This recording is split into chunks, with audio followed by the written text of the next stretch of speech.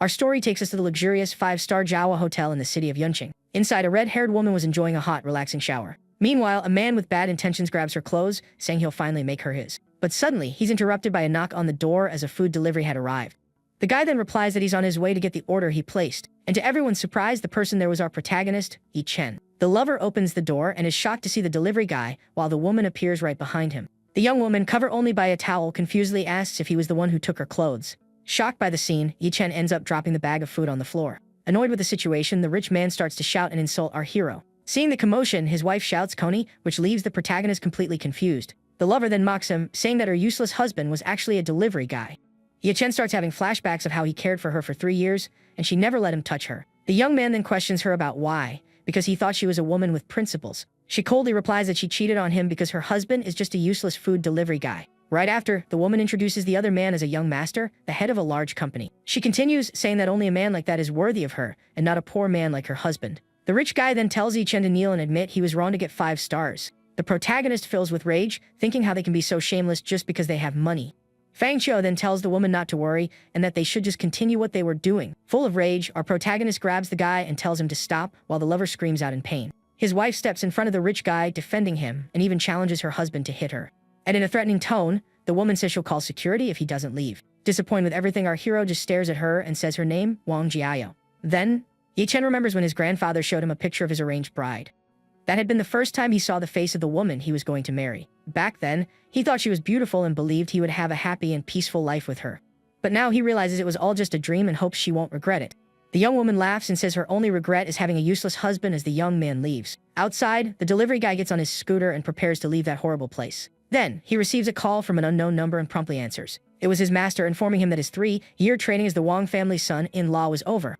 And with that, his next training task would be in the large and competitive world of business. The man then reveals that he bought the Huaxin Group and appointed him as chairman, and Yi Chen agrees. Right after, he asks if they should bring the young woman into the family, but the young man says she is not worthy. Then our hero speeds off on his scooter with a new goal and a new life ahead of him. Later, around 8 o'clock at night, Wang Jiao arrives home and opens the door. She sees her husband packing his bags and asks if he's running away over a little thing. The woman adds that since he lives in her house for free, he has to put up with everything quietly. Yi Chen explodes and says that for 3 years, he endured the humiliations from her and her entire family. He shouts that he put up with it all because he cared about her, but from now on, he doesn't want this life anymore. With a determined expression, the young man looks at Wang Jiao and finally asks for a divorce. The woman gets furious and blames him for being useless, warning that he will lose the apartment and the luxury car. With a smirk, our hero replies that he doesn't need any of that and can give it all up. Annoyed, she agrees to the separation and complains about his grandfather for making her marry a worthless man. Then she boasts about her rich family, and he suggests they finalize the divorce the next morning. The young woman refuses because it's her grandmother's 80th birthday and she needs to talk to her family first. The protagonist then tells her to sort it out quickly, as he will be waiting for her call. As he leaves, she shouts that he will regret it and will come crawling back to her in a few days. Outside in the rain, the young man's phone rings and someone tells him the car is waiting for him. At that moment, a luxury car pulls up right in front of him as if it had been waiting for him to come out. In fact, an entire fleet of Rolls Royces was there, and several men in suits greet him as young master. One of his subordinates offers an umbrella, but Yi Chen refuses the protective item. The young master says that letting the rain fall on him will help clear his thoughts. Carefully, one of his employees places an overcoat over his shoulders to protect him from the cold. With a determined and renewed look, our hero gives the order for all of them to leave. The caravan of expensive cars begins to move down the wet street, impressing everyone nearby.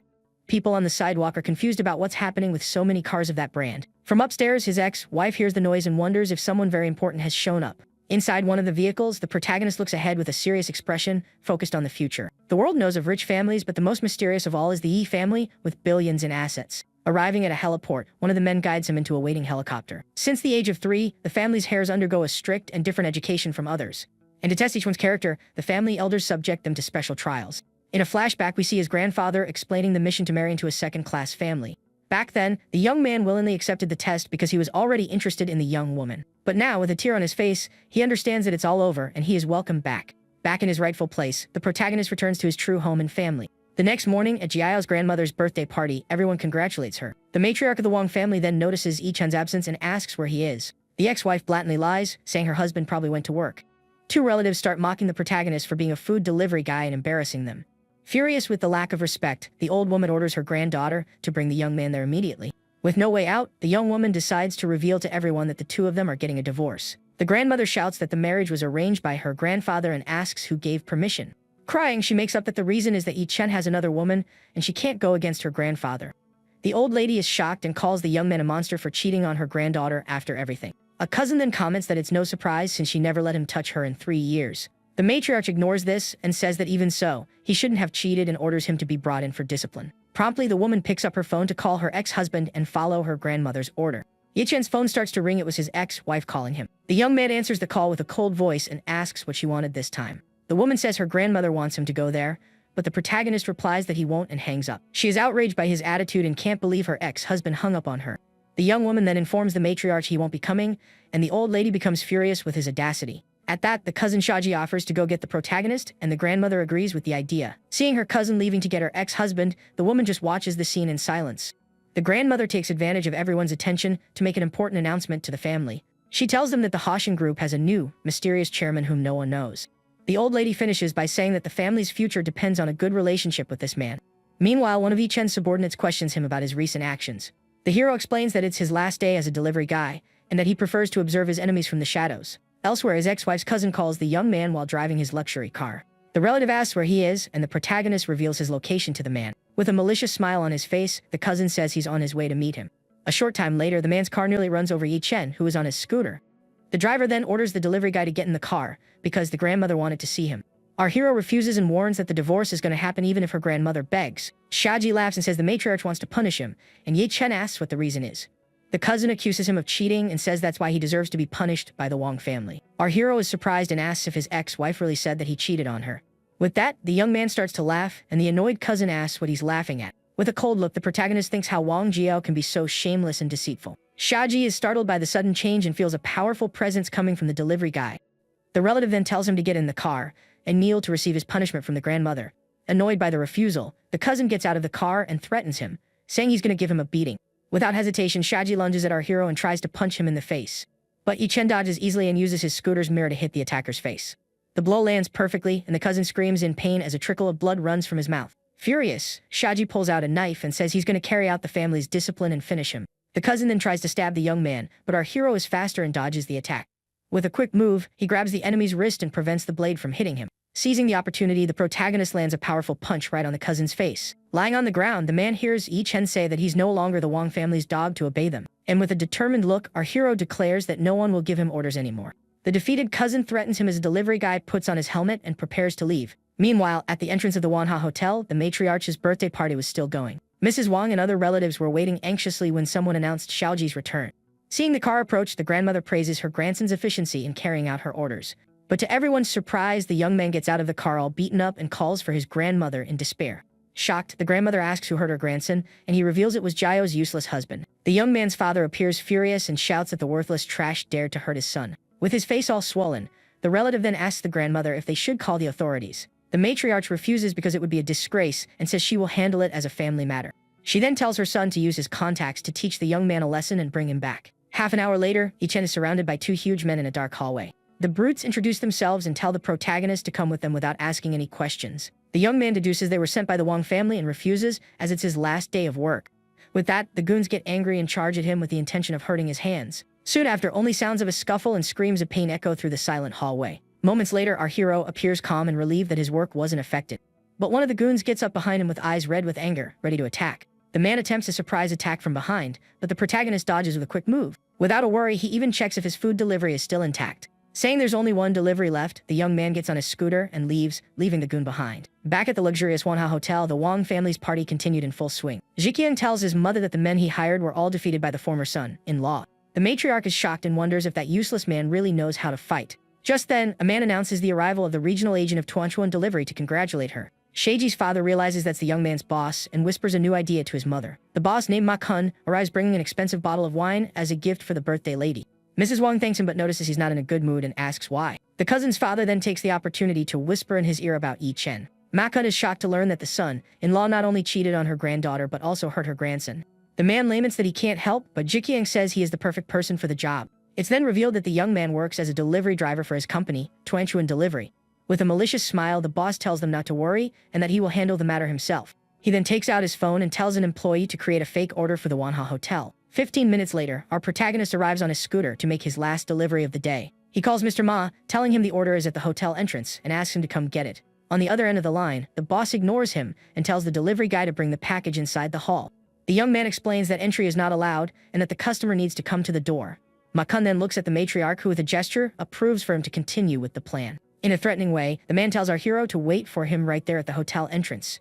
Upon hanging up, Yi-chen finally understands that this is all a big trap. Just then, the boss and the entire Wang family walk together towards the exit to meet him. Upon arriving, Ma-kun points and tells the protagonist to take off his uniform and hand over his badge. Not understanding, our hero frowns and asks what is happening. The cousin then reveals that this man is his highest-level boss in the company. Ma-kun threatens him, saying he can call the manager who hired him if he doesn't believe it. The protagonist's phone rings, and his manager informs him that President May has just fired him. The young man is furious because he wanted to end his last day well, but that man ruined everything. With little choice, the delivery guy starts to take off his uniform jacket as the boss ordered.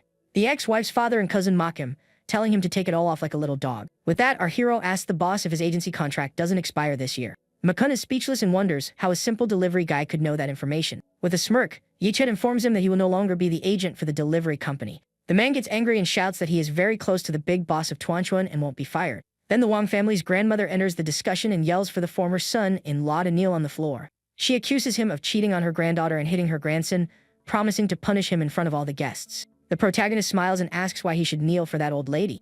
The matriarch then remembers the promise he made to accept the family's punishment if he did something wrong.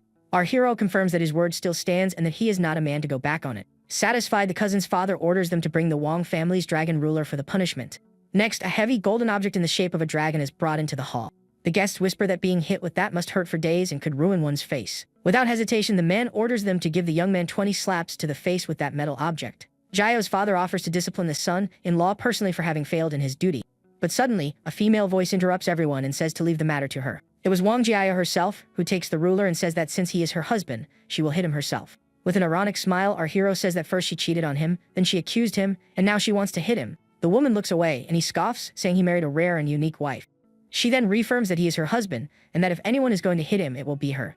But her cousin takes the object back and yells at the protagonist, calling him a scoundrel. With that, Shaji lunges at the young man and tries to hit his face with the golden ruler. Our hero is faster and with an agile move, takes the object from his attacker's hand. Without a second thought, Yi-chen uses the ruler to deliver a strong blow to the cousin's face. All the guests are shocked to see the worthless son-in-law hit the family's legitimate grandson. Furious, the matriarch yells at him for making a scene and threatens to call the authorities to take him away. The young man turns to the crowd and says he was only defending himself because Shaji attacked him first. One of the guests then reminds him that he had agreed to accept the family's punishment. The protagonist agrees but says he would only accept the punishment if he had actually done something wrong. The grandmother then repeats the accusations of cheating on her granddaughter and assaulting her grandson. With that, Yi-chen reveals that she was the one who cheated with Fang Qiao at the Jiawa Hotel, and that there are records. The guests start to gossip and comment on the lack of purity of the famous beauty of Yunqing. Desperate, the young woman claims she met with a rich man to discuss business and financing. The young man then questions her if talking business requires a hotel room and a bathrobe. Suddenly, one of the guests announces the arrival of young Master Fang right in the middle of the commotion. Jiao's lover enters the hall holding a gift and asks what's going on. The woman runs to him and asks him to confirm that their meeting was just for business. The rich man hugs the woman, lies, saying she only went to bring him a document at the hotel. With that, Fang Qiao challenges our hero to present any proof, like videos or photos of the affair. He then invents that the real reason is that Yi-chen was the delivery guy for his food order. The man continues, saying the young man had a horrible attitude, and that's why he received a negative review. To prove his point, he asks Ma-kun to check the delivery records from the previous night. The boss then takes out his phone and confirms the story, showing the one-star review to everyone. The guests begin to judge the protagonist for being so low as to get revenge over a review. Calmly, our hero faces his ex-wife and asks if she's not going to explain the real reason. The young woman coldly replies that he wasn't focused on his work and doesn't know how to handle pressure. The young man starts to laugh in disappointment and wonders why he still expected anything from a woman like her. He then turns to the matriarch and challenges her to present any proof of his supposed affair. Mrs. Wang is speechless and doesn't know what to say, while the granddaughter looks away. Without proof, the grandmother ignores the accusations but says she won't forgive the assault on her grandson. Our hero defends himself, saying that Shaji attacked him with a knife and that there are cameras to prove it. Annoyed, the old woman accuses him of growing a backbone after living off the family for 3 years. Yi-chen states that he has always been respectful and promises not to look for trouble if the cousin leaves him alone. With a serious look, the young man makes his only request, which is to finally get a divorce from Jiao. Laughing with rage, the matriarch says the marriage was a wish of her late husband, and she has always honored it. As she speaks, the party guests begin to whisper among themselves about the family drama. The old lady finishes by bragging about her granddaughter's beauty and saying she is out of the young man's league. Furious, the matriarch declares that she will no longer follow her husband's wish and expels Yi-chen from the family. To celebrate, Jiao's father asks the waiter to bring drinks for all the party guests. With that, the guests start congratulating the grandmother and granddaughter for finally getting rid of that trash. The young woman's mother takes the opportunity to reveal that for 3 years, they slept separately and never even held hands. She shouts to everyone that her daughter is still pure, leaving the girl completely embarrassed. With a smirk, our protagonist just watches all the public and unnecessary humiliation. He then understands that his ex-wife will be treated like a product and sold to the highest bidder. Our hero approaches and congratulates her for finally being able to find a man at her family's level. The young woman says that if he kneels and begs, she might convince her grandmother not to divorce him yet. The young man questions if she really wants him to kneel after she betrayed him in such a way. Saying she is not worthy, he pours the glass of red wine over his ex-wife's head. Shocked, the woman screams that the despicable man has gone mad and is rebelling against them. The grandmother is stunned by the former son-in-law's action, while the granddaughter continues to scream in rage. The cousin then complains to the grandmother that just a divorce is too little, and the old lady agrees with her grandson. The matriarch says the young man wasted her granddaughter's youth and hit her grandson, so he can't get away unpunished. And with that, she asks for help from all the important guests to end the former son-in-law's livelihood. The guests gossip about the family's plan but wonder if they should really get involved. Fang Chao then announces that he supports the family and guarantees that no hotel in the city will accept the young man. The rich man thinks that besides getting his woman, he will also make the protagonist crawl and beg. Soon after, the owner of a restaurant chain also offers to ruin our hero's life. The delivery boss, Ma-kun, also joins the boycott and guarantees that Yi-chen will never work in delivery again. The CEO of a karaoke chain joins them, and our hero asks if anyone else wants to speak. The man repeats the threat, and the protagonist just laughs and asks if any other sector will speak up. At this, the cousin remembers that the young man is a good fighter and suggests someone block his path as a bodyguard. The guests comment that it's impossible to know all the rich people in the city to prevent that from happening. Suddenly, someone laughs at the situation, and everyone's attention turns to a mysterious woman in the hall. Sitting on a sofa, a beautiful woman in a red suit catches everyone's eye, and no one knows when she arrived. Shaji's father recognizes her as President Kyun and apologizes for not having greeted her earlier. Another guest is charmed by the young woman, asks the man to introduce him to that beautiful woman. The man thinks how low-class Ma-kun is for not recognizing her and reveals that she is from the Huaxing group. The woman is introduced as Kyun Hongyan, the famous and powerful vice president of the large company. As the chairman is a mysterious figure, she's the one who holds all the power and has closed billion-dollar deals. Our protagonist recognizes her and thinks in surprise that she is the vice president of his own company. Jiao's father begins to flatter her, saying that she is the only one who knows all the rich people in the city. The other guest agrees and says that with her beauty, all the rich men in the city want to know her. The woman jokes that they make it sound like she gets involved with all the rich men, and the man apologizes. The guest then thinks that a beautiful woman like her wouldn't become a vice president without using some tricks. With that, the man asks her to help him finish off the young man in exchange for the 70 million financing. With a cold look and without saying a word, the president calmly takes a cigarette from her purse. Seeing this, several rich men rush to light her cigarette with their expensive lighters. At this, several rich and powerful men rush to light her cigarette with their luxury lighters. But the woman ignores all of them and, with a seductive look, calls our hero over to her. The young man asks what for and thinks how interesting the vice president he's never seen before is. With a smirk, the president then asks the protagonist to light the cigarette for her. The guests are shocked and wonder what's so special about that trash for her. Not caring about the others, Yi-chen coldly replies that he doesn't have a lighter with him. The flatterers are outraged that he publicly refused the goddess of Yunqing's rich men. Hearing that, the woman stands up and, with the click of her heels, walks towards the young man. She then asks his name and the protagonist plays dumb, asking which name.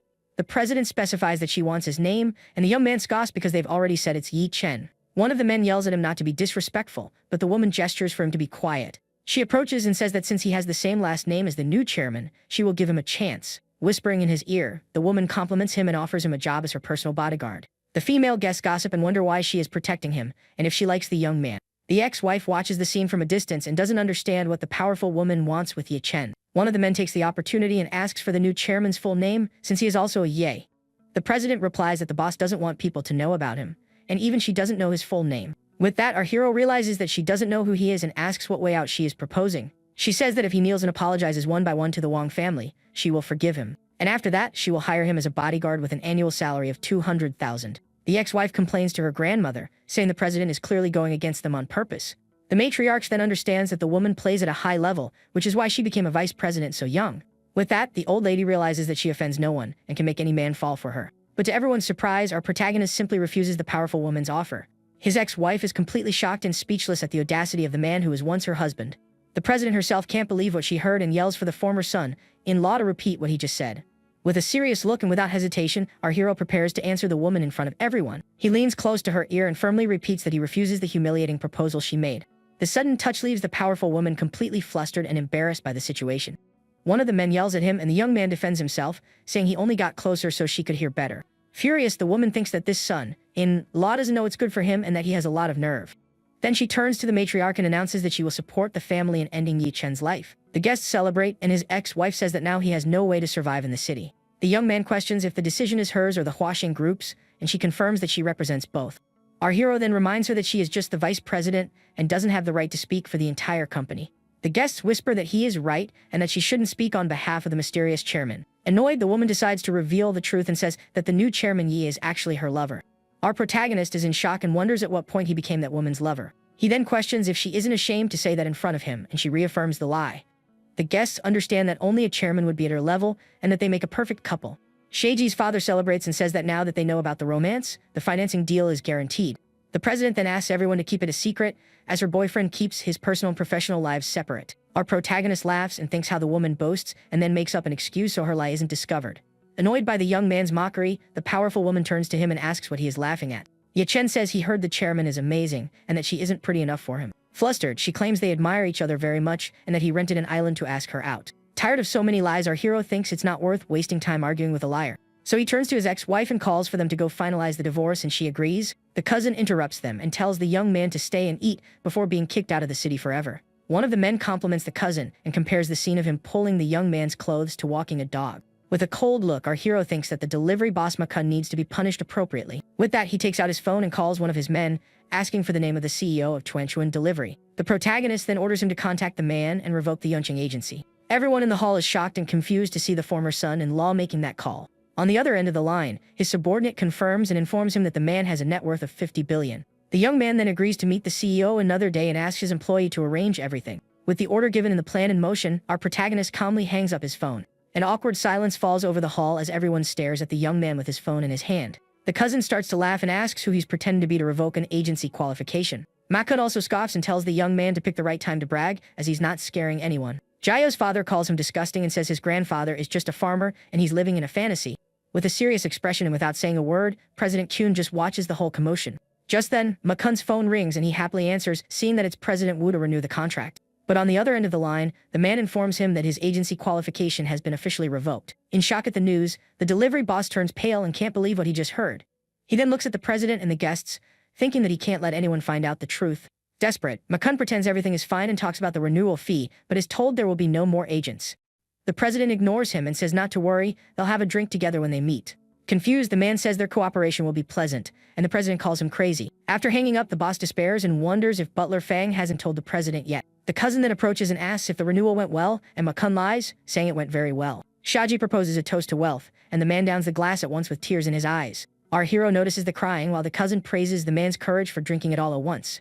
President Kyun then asks why he is crying, and he lies that the drink burned his throat. The protagonist challenges him to stop pretending and tell everyone the truth about his revoked agency. Furious, the man shouts that even if it's true, it wasn't because of a worthless piece of trash like him. With a smirk, our hero says he doesn't want to make another enemy and calmly drinks his tea. Shaji's father yells at him, while the guests wonder if the young man really did that. Scared, they start to think about the consequences if it's all true, and the president hears everything. Jiao's mother then assures everyone that her useless son-in-law is from the countryside and doesn't know anyone important. A guest agrees, saying that if he were powerful, he wouldn't have put up with being a dog for 3 years. The grandmother and other relatives then agree that it's all ridiculous and makes no sense. With that, the security guards start to escort Makun out, who complains because he brought an expensive bottle of wine as a gift. Seeing the scene, our hero understands how materialistic the Wang family is and why his ex-wife cheated on him. A chef then announces that the banquet is about to begin and invites everyone to the dining hall. The ex-wife says they should eat first and get divorced later so as not to spoil the grandmother's party. So he decides to wait for her to finish eating before finally getting the divorce. But a cousin complains that her spoon got dirty from touching the trash's spoon. Our hero looks at her soup and realizes it's a papaya recipe for breast enhancement. He then says she doesn't need to have the soup, and the annoyed relative asks what he meant by that. The young man tells her to forget it and offers the soup, but the young woman complains that he doesn't even look at her properly. The cousin then complains to the grandmother that the young man shouldn't eat, because he didn't even bring a birthday gift. The matriarch says they should keep their word, but the granddaughter insists because he didn't even bring a gift. The protagonist thinks that if the old woman hadn't insisted on the marriage, his mission would have failed a long time ago. Since it's his last day there, he decides to call and ask for a gift to be prepared for the birthday lady. His ex-wife overhears the call and scoffs, saying the family won't accept any junk he sends. She adds for him not to embarrass himself, and that he can have someone prepare a real gift. The young man ignores her and asks on the phone if the gift has arrived, leaving the woman furious with his audacity. 10 minutes later, a uniformed delivery man arrives at the entrance of the luxurious hotel where the party was taking place. The security guard stops him from entering, but the man explains that he is only there to deliver a gift. The delivery man asks who the birthday person is, as he had a special delivery to make. The cousin questions him, and the man explains that the owner of a Rolls-Royce paid him to bring the gift. With that, Shaji thinks the gift is for the grandmother and, with a smile, asks the man to give it to him. The relative then opens the box with an air of superiority and wonders what's inside the package. But upon seeing what was inside, his face changes completely, and he is shocked by the gift. It was a transparent ice jade bracelet, and he says it's worth at least 10 million yuan. One of the guests is shocked and wonders who would send such an expensive item through a simple delivery man. Meanwhile, our hero just eats calmly at his table, watching all the commotion from a distance. The other guests comment that it was the most expensive gift they received and ask who sent it. The matriarch of the Wang family is also speechless and says she has no idea who sent it. A cousin then comments that all the important families are there and wonders who could be missing. With a confident smile, the young woman wonders if the gift might be from one of her admirers. The guests agree, as she is beautiful and certainly attracts many rich young masters from the city. Her father then boasts about his daughter's beauty and agrees that some rich young man must have sent the gift. President Kim congratulates the man on his generous future son-in-law who already gives such expensive gifts.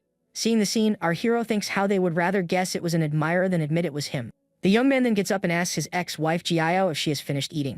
Since she's finished and the gift has been delivered, he says they can now go finalize the divorce. The woman is confused and asks when he gave a gift, as she didn't see any of that happen.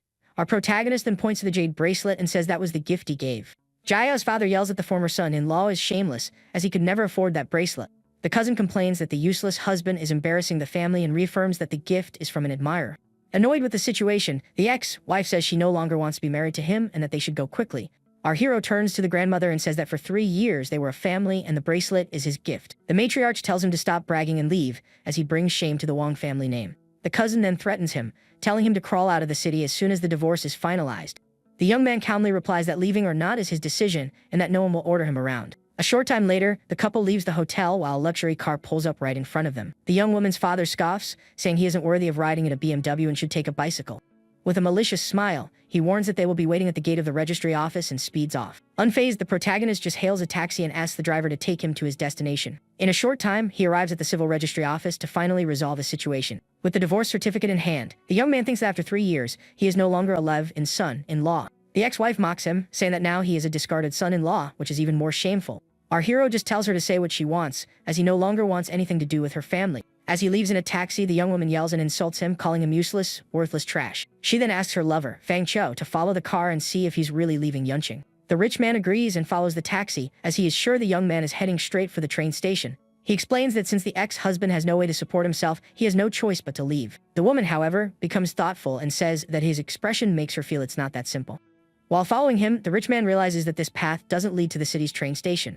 The young woman then asks if it's the road to the airport, but the man says it leads to the XX district. With that, the ex-wife wonders if the young man isn't planning to leave Yunqing as promised. The lover reassures her, saying he must be looking for a hotel and guarantees he won't get a room. But to their surprise, the taxi stops in front of the luxurious Four-Seasons Sisi Lake Hotel. The rich man gets annoyed and deduces that Yi Chen must be there to apply for a waiter position. The woman complains that he is ignoring the Wang family's influence and not taking the threats seriously. With a malicious smile, the man takes out his phone to call the hotel manager and stop him. On the call, he asks his acquaintance not to hire a young man named Yi Chen who went looking for a job. But the answer he receives leaves him shocked, and the ex-wife asks what went wrong. He explains that the manager said no one came to apply and wonders what the ex-husband is doing there. The rich man then raises the possibility that the protagonist is actually staying at that hotel. The young woman finds it impossible because she took all his money, and one night there costs at least 8,000. Not understanding anything, the man decides it's best to ask the manager directly. In the hotel lobby, the manager confirms that Yi Chen checked in and paid for 7 nights. The couple is shocked to learn that the total cost of the stay exceeds 50,000. The lover calculates the amount and asks the ex-wife if the young man didn't have some secret money saved up. Just then, a receptionist reveals that he didn't book a regular room, but the presidential suite. They are speechless to learn that the suite costs 80,000 a night, totaling 560,000. With a mocking look, the rich man asks if she's sure he got the money from household expenses. The ex-wife is stunned while the lover questions if she is sure about his money. The rich man then yells at the receptionist, who confirms the value of 560,000. The employee also reveals that the young man gave a 10,000 yuan tip, which shocks the young woman. Annoyed, the woman yells at the employee, saying the tip belongs to the Wang family and not her. The lover ignores this and asks where the money came from, and the ex-wife says it's impossible for it to be from expenses.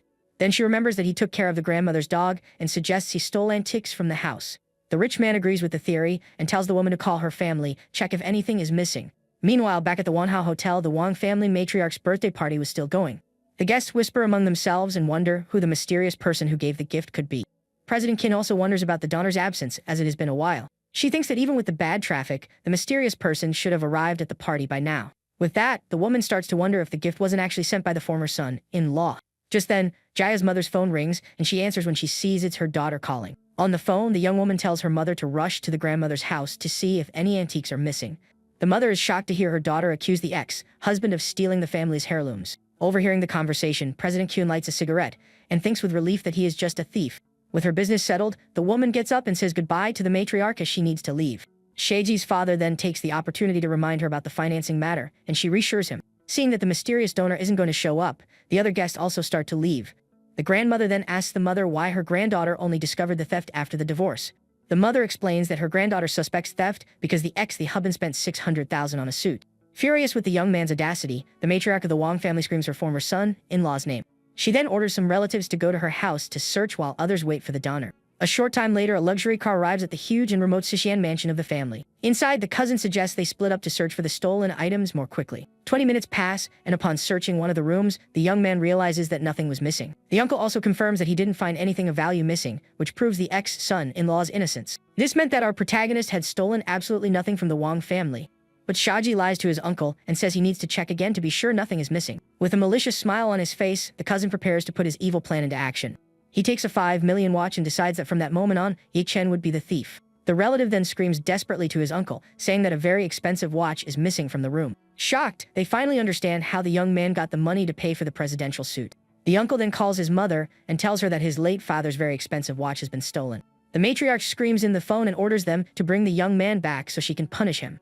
The man then tells Shaji that the grandmother wants them to capture the ex-son-in-law and bring him to her. Afraid of getting beaten up again, the cousin complains that his injury still hurts a lot from the fight. He then makes up that he needs to go to the hospital and flees, leaving his uncle behind alone. With no other option, the uncle calls his niece to see if she is still at the Shizi Lake Hotel. The scene then takes us back to the entrance of the luxurious hotel where it all began. The young woman then receives a call and learns that her grandmother's 5 million watch is missing. With that, her lover questions her, and she thinks furiously that her ex-husband robbed her family. She then goes to the hotel reception and asks for her ex-husband's room number. With a determined look, the woman says she is going to drag the young man back for stealing the watch. Her lover notices her reaction and wonders why she seems so excited to see her ex-husband. The rich man holds her back and tells her not to make a scene and just call the police to solve the problem. Annoyed with his attitude, the woman calls him a coward and says she will handle it herself. She then goes to the door of the presidential suite and starts yelling for the thief to open the door. Inside, our hero is taking a shower and wonders why the woman haunts him like a ghost. With little choice, he opens the room door wearing only a towel and faces the woman. Upon seeing her ex-husband's physique, the young woman is completely flushed and speechless at the sight. She thinks in surprise that Yi Chen has a six-pack, and he coldly asks what she wants with him. The woman thinks she should have made him walk around shirtless at home, and accuses him of stealing the watch.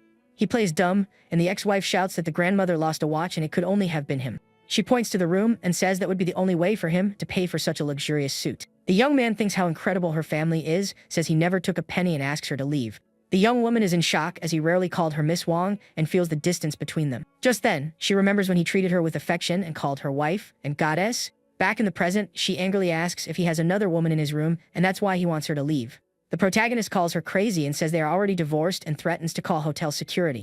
Furious, the young woman takes out her phone and says she was going to give him a chance, but now she'll call the police. She then threatens him, saying that stealing 5 million could get him at least 15 years in prison. The woman then shouts that if he kneels and apologizes now, she might reconsider. Our hero thinks about why liking someone has to be so pathetic and closes the room door. With the door shut in her face, the ex-wife furiously screams for him to open it immediately. She then shouts that she has already called the police and that he can wait to go to jail soon.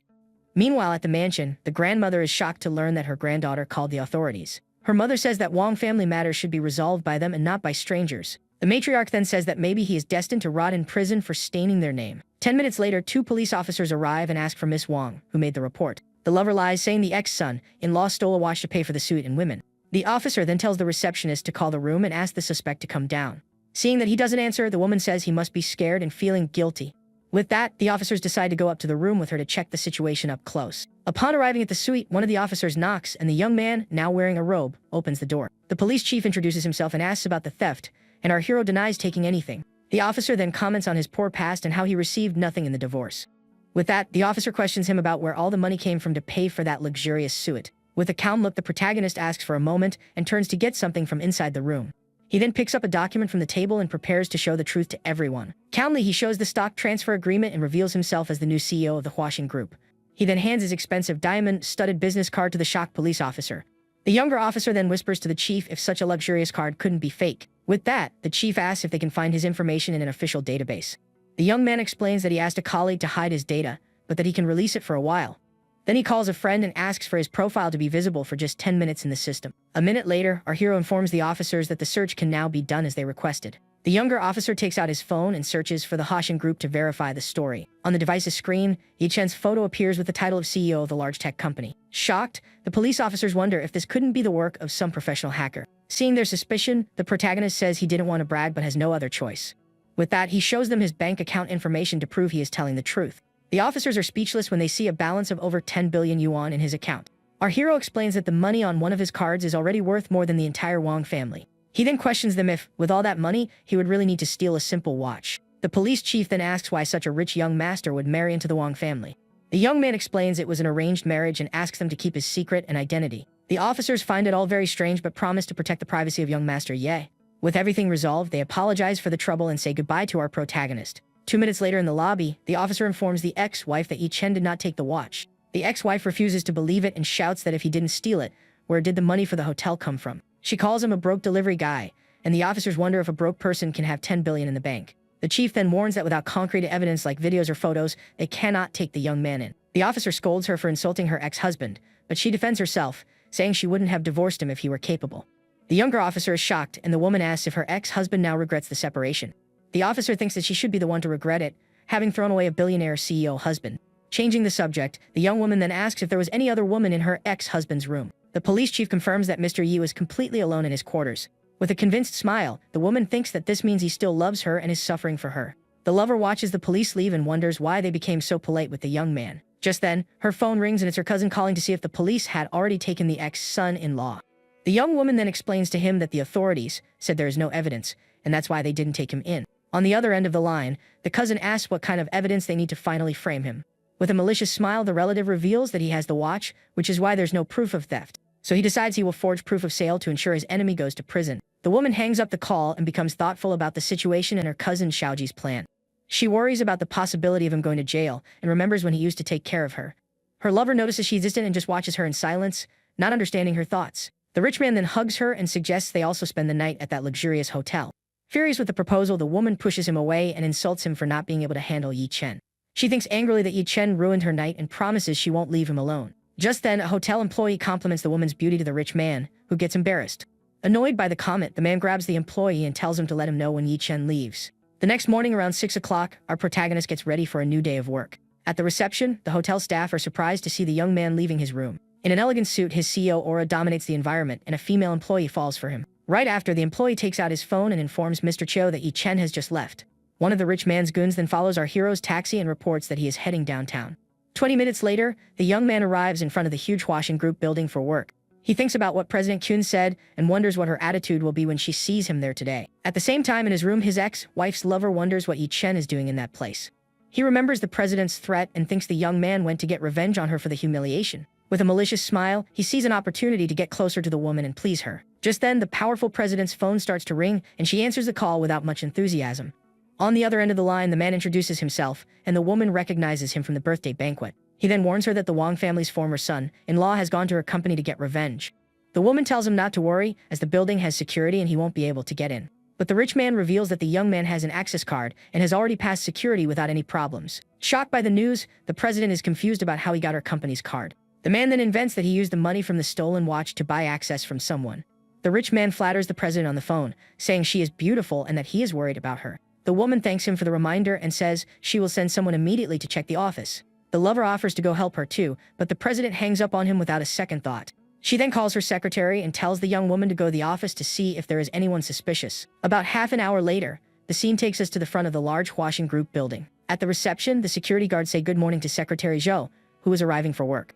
The woman named Zhou Rongrong was actually the personal secretary of the powerful President Chun. The guards comment that she is very beautiful, but that she can't compare to the boss's charm. Upon entering the room, the secretary is startled to see a man there and asks how he got in. Our hero stares back at her with a cold, calm voice, asks who she is and what she's doing there.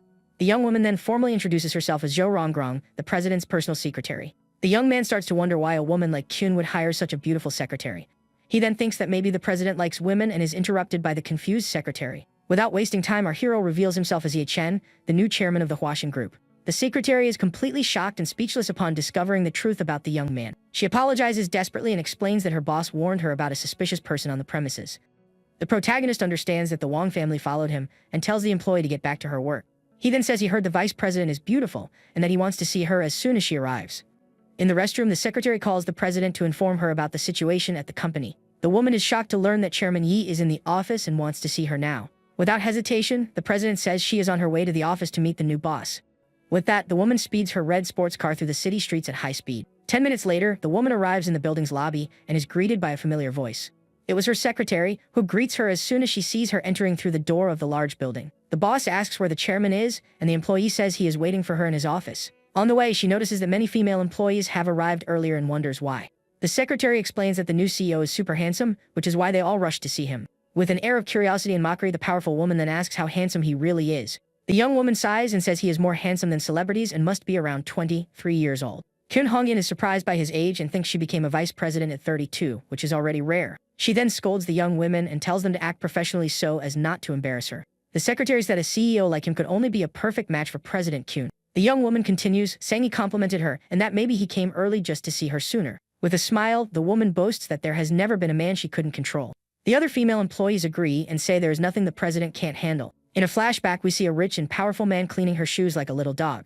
Confidently, the boss replies her red lipstick while the others admire her and want to learn. She then says she will leave the door open so that everyone can see how she tames the young man. Excited, the women ask her to make him kneel and put on her shoes as always. She thinks that humiliating the chairman will show everyone who really runs the company. With that, the woman thinks her position in the company will become even stronger and tells him to come in. She formally introduces herself and thinks that even from the back, he looks as handsome as a Korean star. The woman feels a strange sense of danger upon seeing him and asks why the new boss wanted to meet her so badly. The protagonist then puts the paper on the table and slowly turns to finally face her. The female employees at the door gossip and bet that the young man will kneel and call her queen. But to her surprise, the man reveals himself as Yi Chen, and the woman is stunned to see him there. Completely shocked and with her legs shaking, the vice president falls to her knees on the office floor.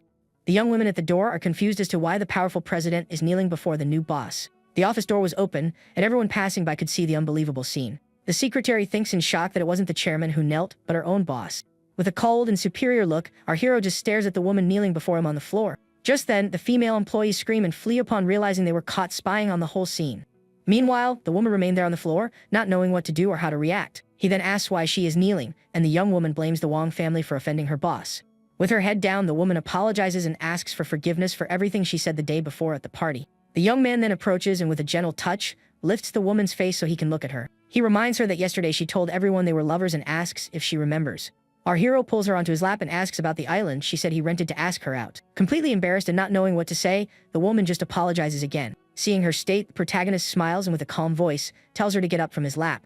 The protagonist then tells the woman to close the blinds, as the scene wouldn't look good to the employees. He reminds her that yesterday she wanted to end his options, but now he is the chairman and her boss. With a challenging look and a smirk, the new CEO asks how she plans to block him now. The vice president admits her mistake and says she never imagined he would be the Wong family's live-in son-in-law. She even offers to be fired on the spot and promises to disappear so as not to bother him anymore. Our hero thinks that she is not a simple woman, as she doesn't panic and takes responsibility. With that, the young man surprises her and tells the woman that he is actually not planning to fire her. He explains that despite the humiliation, she was the only person who offered him a way out at the party. Emotional and with tears in her eyes, the woman thanks him and promises to dedicate herself completely to serving him. The young man says he can forgive her, but he won't spare any of the others who try to ruin him. He then calls her by her first name and asks her to organize the information of all his enemies. Promptly, the employee agrees and thinks that the business world of Yunqing is about to be shaken. Half an hour later, the woman returns to the office and gives her boss all the information he asked for. Our hero reads the file and remembers how his ex-wife boasted about her lover's $10 billion family. The vice president explains that they once had 10 billion, but now their assets are worth only 3. She also talks about the Wong family's project and says she will cancel everything so they can't dream anymore. But the protagonist says business is business and asks her to bring him the project proposal. The woman says she will get the file right away, but the young man surprises her and says he will go with her. At the same time, outside the building, the rich man wonders if the president has already captured Yi Chen. Just then, a female employee approaches and recognizes him as young Master Fang, but he doesn't know who she is. The employee reminds him of a night they spent together at a bar to see if he recognizes her. The rich man thinks he must have been very drunk to take a woman like her home, but realizes something. Seeing that the young woman could be useful, he hugs her, and she asks him to take her upstairs because Kyun is in danger. A minute later, the lover and the employee get out of the elevator and arrive on the executive floor.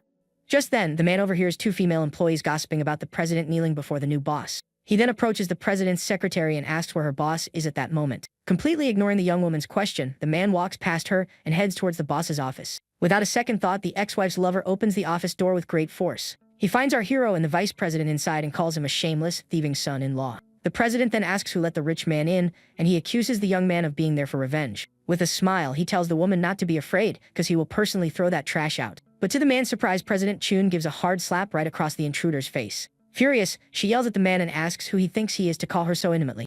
The rich man doesn't understand her reaction and wonders why no one seems surprised by the young man's presence. He then thinks the young man isn't there for revenge but to be her bodyguard.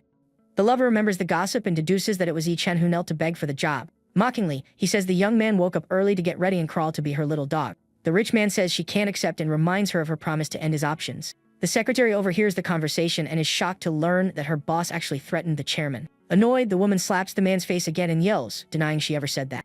With that, the boss tells her secretary to throw the man out and fire the employee who brought him. The rich man is then thrown out by security and complains about being humiliated in front of the ex-son-in-law.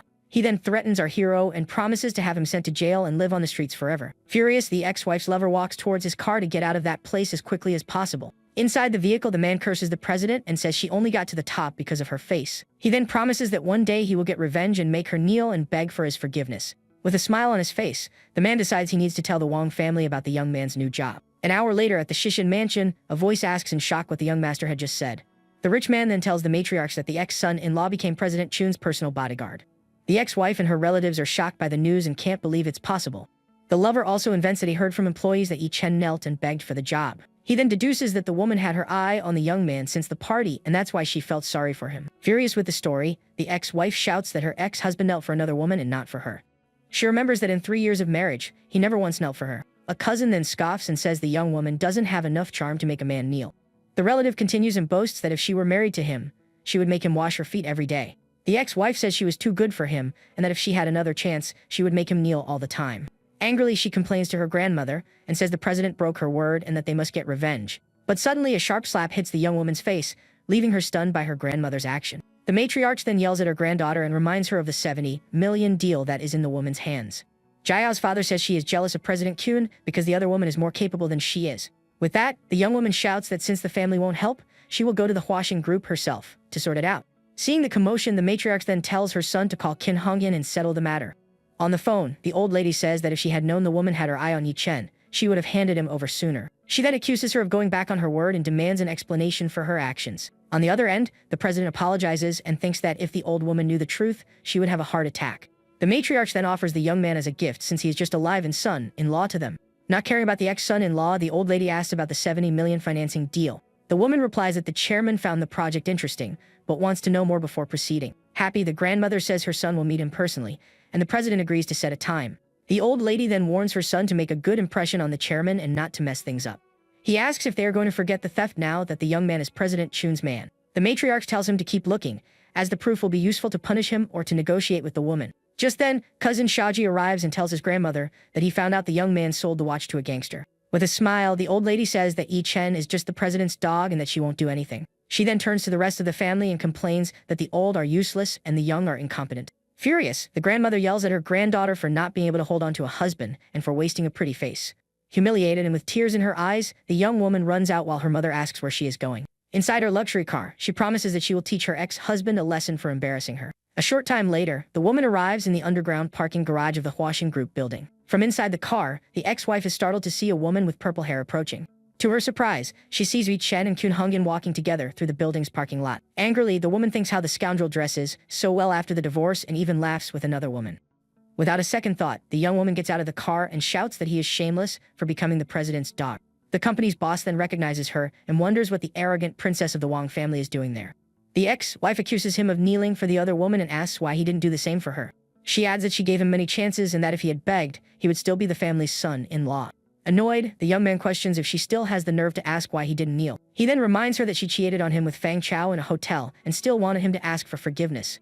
The woman says she gave him another chance at the birthday party and that he could have stayed if he had knelt. She continues and shouts that kneeling is the same thing and asks why he did it for another and not for her. The protagonist says that kneeling for one's wife is not shameful, but kneeling for a cheater is. The young woman blames him for getting out of control and says she should have made him wash her feet from the beginning. But suddenly a hand appears out of nowhere and delivers a sharp slap across the enraged woman's face. It was the president, who yells at her for cheating first and still not feeling a bit of shame. Shocked by the assault, the ex-wife asks how the other woman dares to hit her, and the woman just stares at her. With tears in her eyes, the young woman accuses the president of stealing her man, and on top of that, hitting her. Seeing the commotion, our hero approaches the boss and asks her to just let it go. With a cold look, the young man turns to his ex-wife and informs her that he is no longer her man. The young woman then shouts that even a dog raised for 3 years wouldn't be given away and orders him to leave. The ex-wife offers him $500,000, thinking the president pays $200,000 a year. The president laughs at the offer and says that even if she added another zero, it wouldn't be enough. The young woman is shocked, thinking the salary is $5 million, but the couple ignores her and leaves. She then grabs him and threatens him, saying her cousin found proof of the sale of the stolen watch. With that, the woman invites him to be her personal bodyguard and promises to save him from prison. Our protagonist thanks her for the offer but refuses the proposal to become her bodyguard. He then says he can't protect her while watching her have fun with other men in hotels. Inside the car, the young man says that if her cousin really has proof, he can go ahead and sue him. As he speeds away, the young woman runs after the car and shouts for him not to leave her. Furious, she thinks he is a scoundrel for being the other woman's lover and wonders what is wrong with her. The scene takes us to 7th Street in Yunqing, a famous slum where the poor and the powerful live. There in the underworld, everyone knows a man named Brother Melon who decides the chaos of the city. Just then, the ex-wife's cousin arrives at the location and calls for the famous and feared Brother Melon. The tattooed man with a ponytail then greets young Master Wong on his unexpected visit. The relative says he is there to make a deal with the gangster while holding a black box. He opens the package and reveals a 5 million watch that he wants to sell for $4.5 million. The young man then asks the man to say that a guy named Yi Chen sold him the watch. With a smile, the gangster realizes that this was the man who had hit the young master before. The cousin confirms and says he can't swallow the humiliation and wants to send the young man to prison. The man refuses the offer because his boss told him not to get involved in family matters. The cousin shouts that Yi Chen is already divorced and questions who this boss Liu is for him to obey. With that, one of the goons gets angry and reveals that the man is actually Brother Melon's boss. The gangster explains that this boss is his guiding light and that his words are like decrees to him.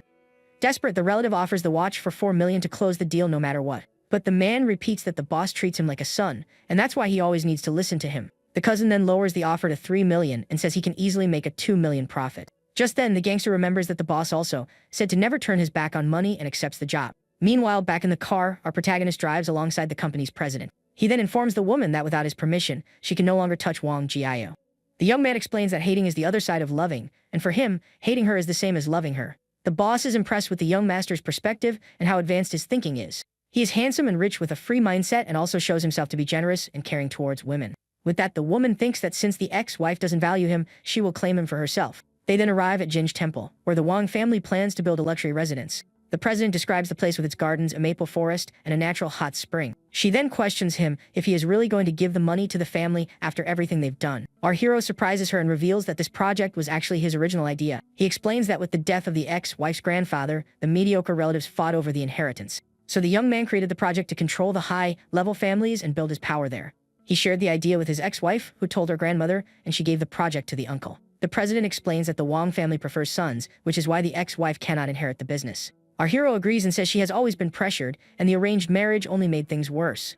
With that, the young man says that despite all this, nothing justifies the betrayal she committed against him. At that moment, an autumn leaf falls into the woman's hair, and he gently removes it. With the leaf in his hand, the young master invites his vice president to have a drink with him. Elsewhere in the city, at a bar, someone was shouting that they really wanted a drink.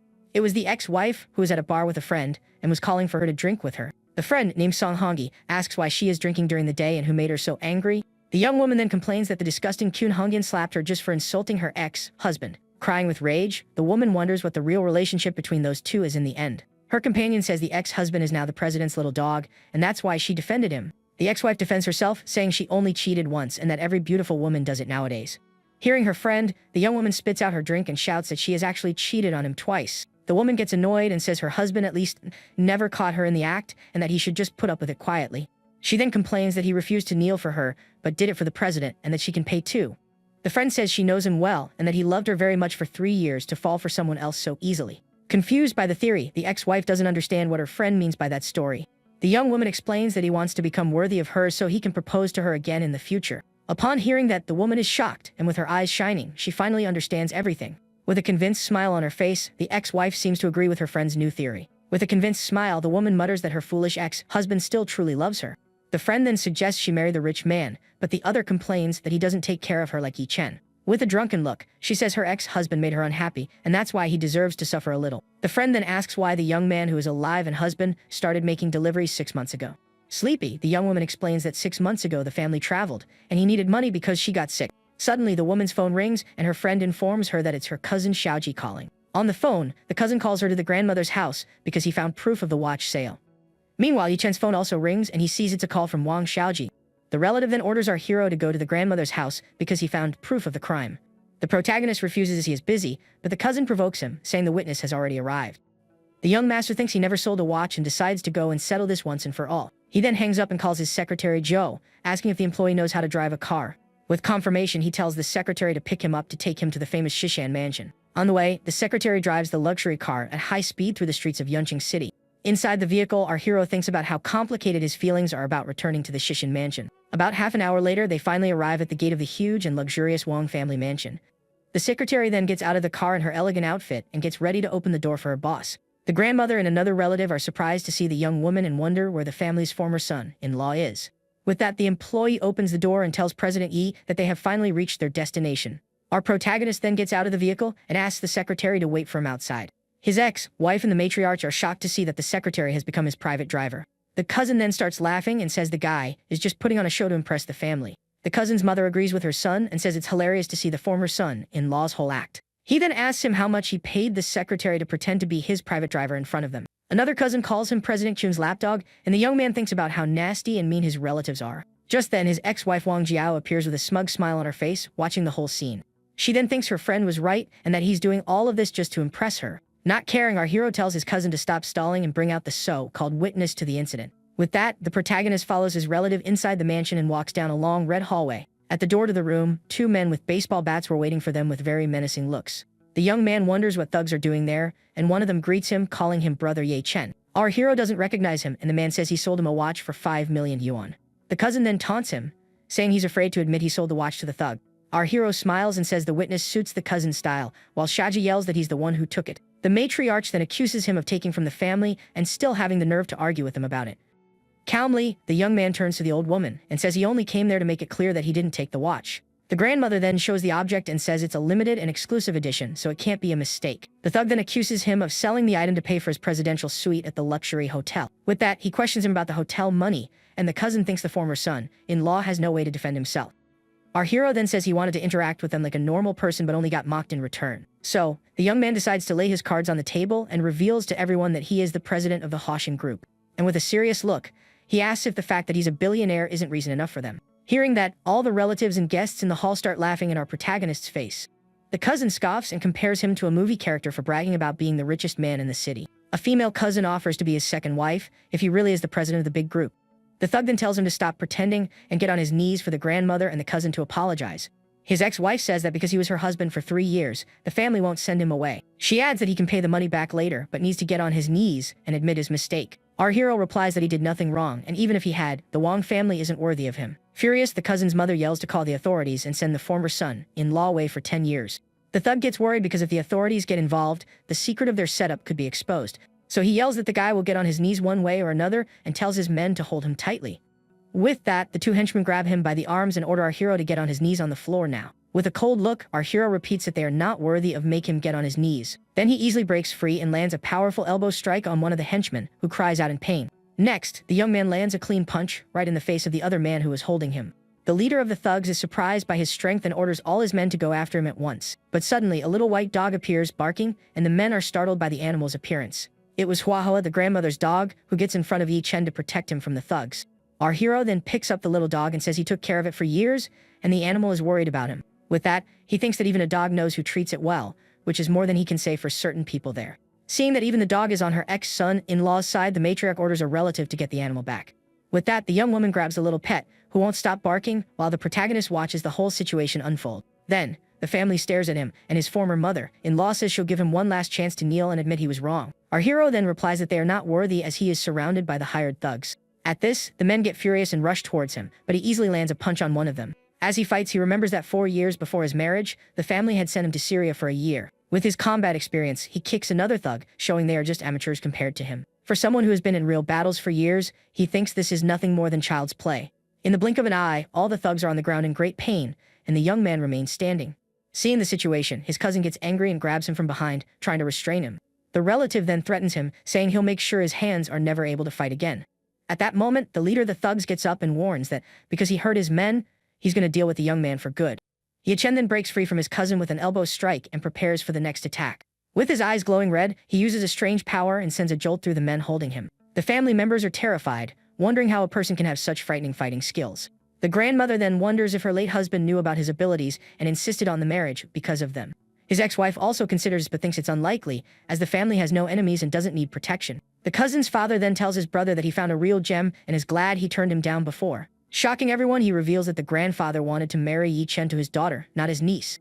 The man remembers refusing because he thought the young man was a country bumpkin and his daughter was too young at the time. The cousin then mocks the ex-wife, saying she ended up with the man her sister didn't want. Her sister continues the taunt, saying she dodged a bullet and that the other can enjoy the good fortune. The protagonist is surprised as he had no idea this backstory existed. He remembers that 3 years ago, he had just returned the battlefield and only wanted love and a family. Back then, he fell in love with her at first sight and thought he could spend the rest of his life with such a sweet girl. Back in the present, he just regrets that the two of them ended things in such a troubled way. Without a second thought, the young man lunges forward and grabs the hand of the thug leader who threatened him. With his strength, he squeezes the man's hand, causing him to scream in agony from the immense pressure. With a furious look, the young man asks who sent him to set him up and frame him. Sweating profusely, the thug tries to act tough and threatens him, saying he'll regret it if he continues. The cousin panics, because if Chen gets a confession out of him, he'll be completely finished. The protagonist then says he never stole anything, and that if they have proof, they should call the authorities. With that, the young man grabs his coat and turns to finally leave that horrible place. Seeing his former owner leaving, the little dog Huahua runs towards him, not wanting to be left behind. He picks up the animal and says that he's the only thing worth stealing from that family.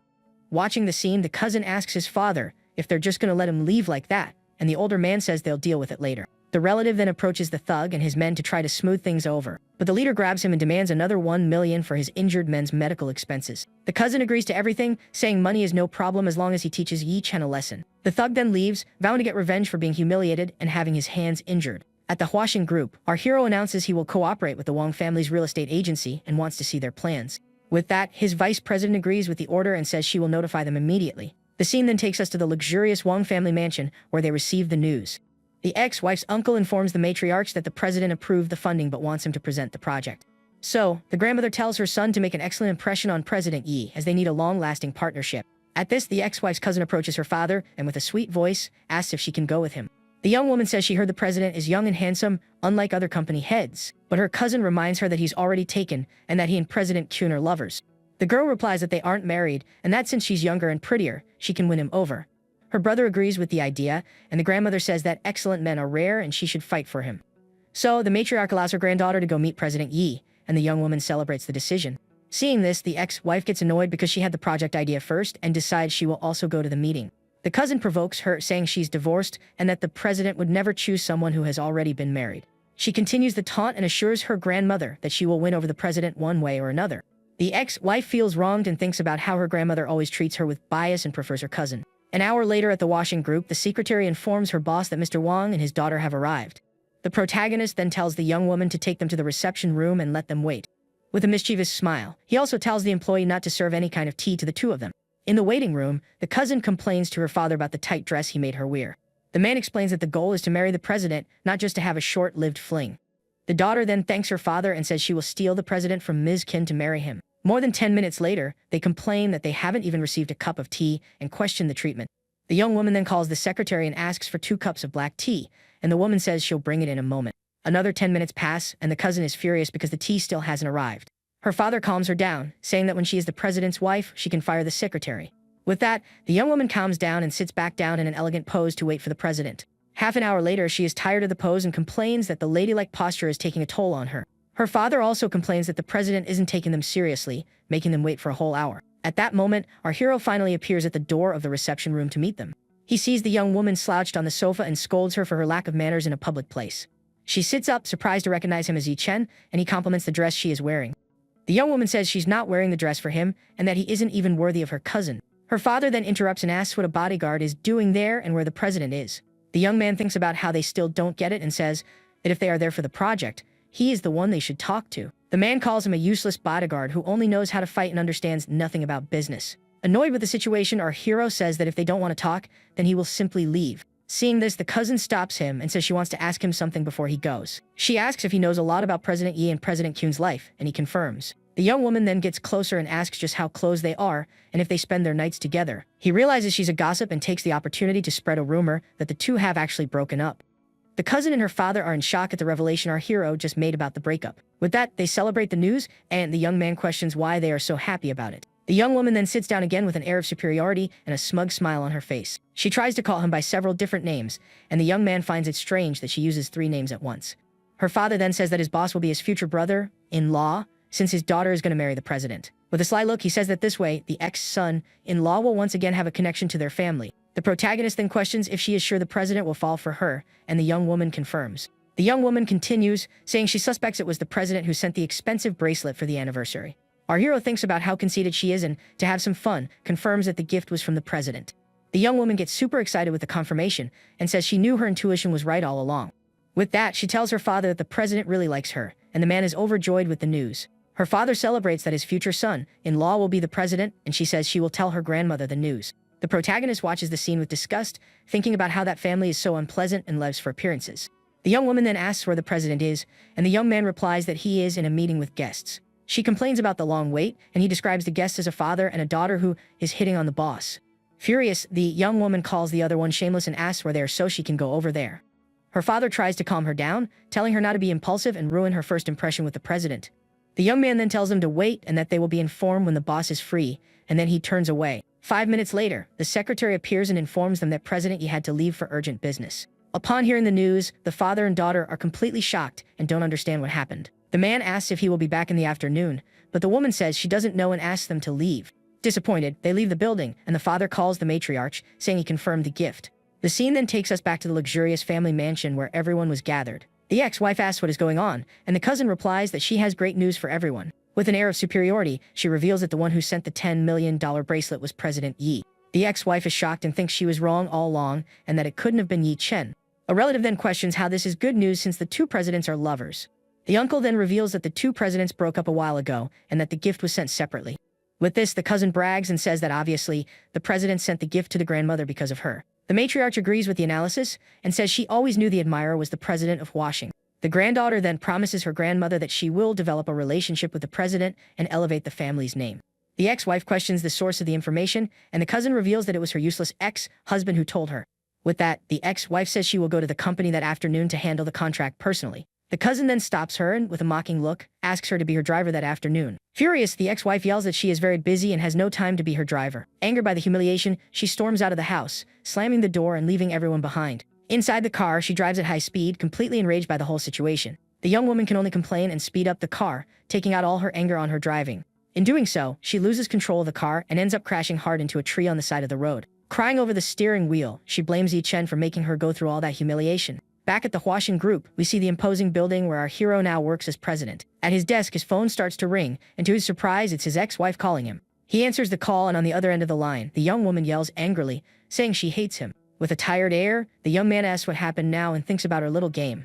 The woman yells that he ruined everything by telling the truth and humiliated her in front of the whole family. Calmly, he replies that he only told the truth, but they refuse to believe him. She complains that now everyone thinks the president likes her cousin, and that she will no longer have any status in the family. The young man then reminds her of her lover, the young master of the Fang family, and asks about him. The young woman says it doesn't compare, as the other guy isn't even the head of his company and isn't on the same level. Hearing this, the protagonist thinks he doesn't even know if he should be happy or sad about the comparison. Then she gets angry and yells that the other guy is 10,000 times better, and that she needs to clean up his mess. Thinking about how foolish she is, the young man says he's busy and will hang up if that's all she called for. The woman stops him and tells him to wait, because she actually called to ask for his help with something. With a serious expression, our hero then asks what his ex-wife wants from him this time. She reveals that she doesn't want her cousin's relationship with the president to work out, and he questions why. The young woman suggests putting a laxative in her tea or tearing her dress, and he agrees to help with the plan. The woman calls him arrogant for saying he can simply prevent the meeting with the president. Losing his patience, he tells her to believe it or not and hangs up on her, leaving her completely furious. At 2 in the afternoon, the cousin arrives again at the Huaxin group to meet with President Yi. The secretary greets her and tells her to go back home, but the young woman questions why he hasn't returned. Then the employee lies, saying that the president found her very beautiful and wouldn't be able to concentrate. The young woman is thrilled by the compliment and asks if the president really said she was beautiful. The woman confirms and adds that he follows her video account and watches her content frequently. She then says to let someone else handle the contract and that the president can ask her out whenever he wants. As she says goodbye, the cousin offers a wad of cash to the secretary as a thank you. With the money in her hand, she asks the employee to send her a picture of President Ye. The secretary politely refuses the money and says that, unfortunately, she doesn't have any photos of the boss. But she whispers that he is very handsome and the same age as her, making the young woman even more excited. Watching the young woman leave so happily, the secretary thinks about what a silly and empty-headed girl she is. The scene then shifts to the city of Mankan Country Tea, an exotic place full of nightlife. There, a man named Liu is drinking quietly when the thug known as Brother Milan finds him. The henchman approaches his boss and says he got into trouble in the city and needs his help. Upon hearing the story, Master Liu becomes furious and breaks a glass on his head, calling him an idiot. With his face bleeding, the man apologizes for his uselessness and asks to be punished by his boss. The boss lights a cigar and says that times have changed, and that continuing to fight doesn't solve anything anymore. He explains that's why he left the city 2 years ago and focused his business on poorer countries. The henchman then begs to take 100 men back to get revenge on the young man and his brothers, but the boss ignores him and receives a call, saying that he owes everything he has achieved to a man named Elder Fang. When he calls this elder, the henchman is shocked to realize that he is his master's legendary boss. He says he will be back in a few days, but the elder reveals that he is already in the city, making the man excited. The henchman gets excited about the news and asks his boss to introduce him to the great master. But Master Liu scolds him, saying that the elder is not someone a useless person like him can meet. With that, the boss decides he will go to the city to pay his respects and also settle things with the young man. The thug gets excited about the decision and celebrates because he will finally get his long-awaited revenge. Meanwhile, at the Wang residence, the ex-wife's uncle says the president seems to be really into her. He then tells his son that the next day he will meet with the said president to close the deal. With a sly smile, the cousin says he was already planning to deal with that useless guy the next day anyway. The next day, in the city of Yunqing, we see the enormous and luxurious mansion of the famous Elder Fang. Master Liu arrives at the location and bows as a sign of respect upon seeing his old master before him. The elder then says that he is a big boss now and no longer needs to bow to him. The man replies that he only got where he is thanks to him and asks the reason for his sudden return. The older man then reveals that the old master sent him to help the third young master on his mission. Shocked, the gang leader discovers that the young master is in the city and that his boss is a global figure. In a serious tone, the elder warns him not to let his men bother him, or he will pay dearly. Terrified by the threat, the man asks what the young master looks like so as not to offend him by accident. Without a word, the man just gestures for his personal assistant to handle the situation. The assistant then shows a photo of the third young master, who to everyone's surprise, is Yi Chen himself. He finds out that the young man has been in the city for 3 years and will stay for another year or 2 for his mission. When asked about his return, he explains that one of his men got into trouble, and he came to help.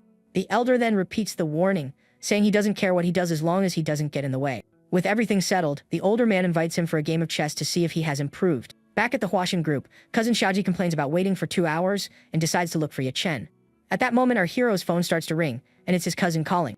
5 minutes later in the reception room, the relative asks what he wants and where the president is. With a cold look, the protagonist replies that the president is in the middle of a conversation with an idiot. The cousin agrees, laughing, but our hero calls him a moron and says that the idiot is actually him. Annoyed by the insult, he mocks the young man, saying he dresses like a president to impress people. The cousin gets closer and says he won't forget that he was assaulted in front of important people. He then threatens him, saying that Brother Milan has called on 100 elite fighters to deal with him for good. With that, the young man becomes concerned because he has been spending time with the president, and if they hurt her, it would be a problem. To prevent this, he decides to handle the situation once and for all and calls them to the company's parking garage. The cousin accepts the challenge and says he will call the thugs to come over, and our hero simply agrees. The two then walk together towards the company's underground parking garage for the confrontation. Arriving there, the protagonist sees his cousin running back and forth and asks what he is doing. The relative reveals that he disabled the security cameras and that there will be no evidence of the beatdown. With a smile on his face, the young man says that also means there will be no evidence if he beats him up. Frightened, the cousin asks what he is going to do, and our hero's eyes glow red again. Without mercy, the young man delivers a series of electric punches to his relative, who screams in pain from the blows. Desperate, he begs him to stop and asks if the young man is stupid for hitting him before the thugs arrive. Suddenly, a mysterious voice is heard, yelling for our hero to release young Master Wang. In the parking garage, the thug points to his henchmen and orders all of them to get the young man. With that, the men surround the protagonist, who prepares for the fight that is about to begin. With his agility and strength, the young man manages to fight against several at the same time without difficulty. He realizes the men are stronger than the others, and the cousin yells that he's going to finish him.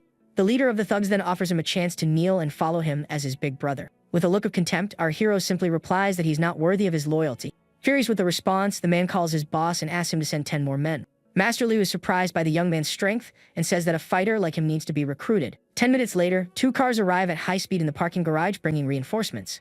The thug celebrates the arrival of the boss, and the leader of the henchmen gets out of the car to assess the situation. The man then complains that 10 men were not enough and asks the boss to send 100 at once. But the older man ignores him and, with a look of disdain, tells him to get out of his way immediately. With that, Master Liu approaches to finally see this called Ye Chen with his own eyes. The protagonist realizes the men have spent their energy and that if a few more show up, things could get difficult. To prevent this, he decides the best thing to do is take down the leader first and then deal with the rest. The cousin then approaches and threatens him, saying that Master Liu is not someone he can afford to offend. But to everyone's surprise, the gang leader simply kneels before our hero. The relative is shocked by the scene and yells for Master Liu to take him down instead of kneeling before him. Without hesitation, the boss gets up and lands a strong punch on the cousin's face for telling him to harm the young master. With a bruised and confused face, the relative asks the reason for the attack and doesn't understand anything. Master Liu then falls to his knees again and introduces himself as one of Elder Fang's men. With his head on the ground, he begs for forgiveness and says that even if he passed away 100 times, it wouldn't be enough punishment. The cousin and the henchman are shocked and ask how the family's ex-son-in-law can be a young master. The boss then gets up and, with a furious look, orders the thug to kneel before the young master. He forces him to bow his head to the ground 100 times and warns that if a sound doesn't come out, he'll have to start over. Afraid, the man kneels and begs for forgiveness, introducing himself as Brother Milan and asking for mercy. The cousin watches everything in shock and wonders how Yi Chen suddenly became the young master. The protagonist then tells him to stop and explain to the family that he never sold any watch. The thug agrees and says he will tell them that everything was the cousin's order, leaving the young man desperate. Furious, the boss grabs the relative by the hair and yells that because he set up the young master, he will throw him in the river. Desperate, the cousin kneels and begs his ex-brother-in-law to save him, as they are family. The young man then offers his cousins as a gift to apologize, but our hero scolds him. With a kick, the protagonist calls him an animal for offering his own cousins as a mere gift. Seeing the situation, the relative begs for help again, and our hero decides to let him go this time. With a serious look, the young man warns him to explain everything about the setup to the family when he gets back. The cousin thanks him and runs away from the place, completely terrified by everything that just happened. Master Liu then kneels again and offers to place all of his men at his disposal. Our hero accepts the offer and tells him to take his men, as they might be useful in special situations. The scene then takes us back to the luxurious Wong family mansion where everyone was gathered. Cousin Shaji arrives at the location completely beaten up, with his face all bruised and swollen. In his room at the family mansion, the cousin recovers from the beating he took earlier in the parking garage. Afraid of getting beaten up again, he lies to the family and says the watch wasn't stolen by the ex-son-in-law. But the grandmother doesn't care and says that even if he didn't steal it, he surely did something wrong. The matriarch then asks if he met the president, but the young man looks away and doesn't answer. Annoyed with the situation, she wonders if the president wants her to visit him personally to talk. Seeing the opportunity, the ex-wife offers to go, as she worked on the project and could be the actual planner. The cousin taunts her, saying that if he refused their visit, he would surely refuse hers as well. But the grandmother agrees and tells her granddaughter to go and try, as they need to work with the group anyway. The matriarch concludes by saying that if she also fails, then she will personally visit the president. The next day at 2 in the afternoon, the ex-wife arrives at the washing group and asks for the secretary. The employee greets her and asks her to wait in the reception room, as the president is busy. In the room, the young woman receives a sweet drink and is surprised to see it's honey water. With a distant look, she remembers that for the past 3 years, her ex-husband used to prepare the same drink for her. The scene then takes us to the president's office, where our hero is working peacefully. His vice president enters and informs him that Miss Wang Jilin has arrived for the scheduled meeting. With an air of indifference, the woman asks if he really wants to see her after everything that has happened. He replies that he has already refused everyone's visit, and if he continues like this, the family will think they are playing games. With that, he asks the woman to bring the contract, as he has already decided to cooperate and give the 70 million. Our hero then gets up and walks towards the reception room to finally meet his ex-wife. Upon entering the room, the woman is surprised to see him, and he thinks about how beautiful and cute she used to be. She invites him to sit and talk for a bit, as she imagines the president is very busy. But coldly, the young man replies that he has nothing to talk about with her and remains standing. He then hands over the contract and tells her to sign it if there are no issues and that the money will be transferred. The young woman takes the contract and thinks that the president has already agreed to everything and just wanted to understand it better. Upon opening the document, she comes across something unexpected and is shocked by what she sees written. On the project cover, it said First Class Jilin, leaving the young woman completely speechless. With tears in her eyes, she asks why it has that name and can't understand the situation. The protagonist then reveals that this was the name he created for the project when they planned it together. In a flashback, we see the young man working on the project at home and suggesting the name to his wife. He explains that since the project was designed for her, it was only fair to name it in her honor. With a heavy heart, the young woman realizes that the project was a gift from her then husband to her. The young man says he changed the name because her betrayal made him see that the name sounded unlucky and no longer fit. The young woman then accuses him of begging the president to use the name, and he thinks about how foolish she is. With mixed emotions, she thanks him for the gesture and holds his hand in a moment of reconnection. She insists that he must have pleaded a lot and that she knows he still loves her but won't admit it. Tired of her insistence, our hero just tells her to sign the contract and get it over with. With a smile on her face, she thinks that if the deal is closed, her grandmother will be over the moon with happiness. With the pen in her hand, the young woman prepares to stamp the document and finalize the multi-million-dollar contract. He then takes his copy and says he is going to file it, but the woman stops him before he leaves. With a seductive look, she invites him to lunch as a thank you and suggests a place he likes. The young man declines the lunch invitation and says he is too busy to go out with her right now. Furious, the young woman yells that the place was horrible and that she was being very nice to him by going there. With that, she says she will eat with her lover since he refused, and leaves angrily. As she leaves the room, the ex-wife comes face to face with an unknown woman standing right in front of her. To her surprise, it was the company's vice president, who greets her formally in the hallway. Awkwardly, the young woman returns the greeting and feels a bit embarrassed by the sudden encounter.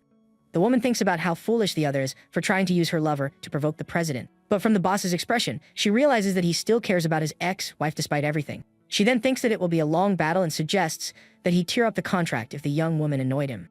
With that, the woman invites him to the restaurant, as she overheard the conversation and became curious about the place. Our hero agrees to the invitation, and the vice president gets super excited about the positive response. An hour and a half later, they arrive at the location, and the young man warns that it's not a 5-star restaurant. The woman replies that food has no class and that she is not a princess who only goes to expensive places.